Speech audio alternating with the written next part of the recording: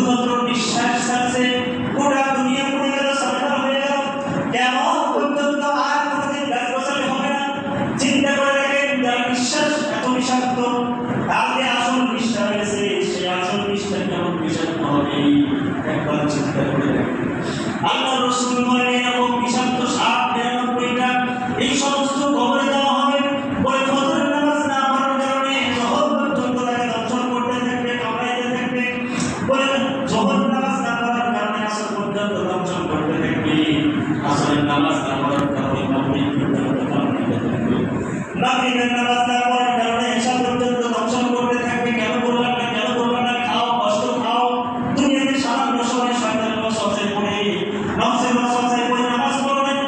দুনিয়াতে সামান্য বাজারে নামাজ না পড়লে কাশতলে বসে গল্প করলে মজা লাগে, রাতে আসলে ওযু করা লাগে, কষ্ট লাগে, আবার সময় মতো কষ্ট হয়, নামাজ পড়তে উঠতে বসতে কষ্ট হয়। এই সামান্য কষ্ট সহ্য করো নাই, এজন্য দংশন খাইতে থাকো, খাইতে থাকো, কাপড় খাইতে থাকো। আবার এসা নামাজ না পড়ার কারণে ফজর পর্যন্ত কামড়াইতে থাকবে। এরকম প্রতিদিন নামাজ না পড়ার কারণে আবার দিন রাত ২৪ ঘন্টা কামড়াইতে থাকবে। এ ভাই, আপনি যদি সেই সাপের কামড় যদি সহ্য করতে পারেন, জাহান্নামের আগুন যদি সহ্য করতে পারেন, তাহলে আপনি নামাজ না পড়ার কোনো সমস্যা নাই। আর যদি বলেন না হুজুর সাপের দংশন সহ্য করা যাবে না, ওই জাহান্নামের আগুন আমি সহ্য করতে পারবো না, মৃত্যুর দংশন আমি সহ্য করতে পারবো না, তাহলে অবশ্যই আমাদেরকে নামাজ পড়ার দরকার আছে না নাই? দরকার আছে না? নামাজ না পড়লে উপায় নেই। আল্লাহ রাসূল বলেন তোমরা নামাজ পড়ো, তাহলে যে সমস্ত বান্দাবান্দিরা সময় মতো গুরুত্ব সহকারে নামাজ আদায় করবে, আল্লাহ তাআলা তাদেরকে মাফ করে দিয়ে জান্নাত দান করবেন।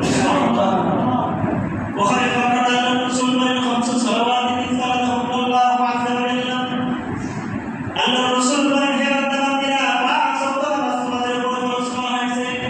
মান আহসানা উসুহুন্না ওয়া সাল্লাহুন্না, আল্লাহ রাসূল বলেন যে ব্যক্তি সুন্দর করে, যে বান্দা বান্দিরা সুন্দর করে ওযু করবে, ওয়া সাল্লাহুন্না লিওয়াক্তিহিন্না, এবং সময় মতো নামাজ আদায় করবে।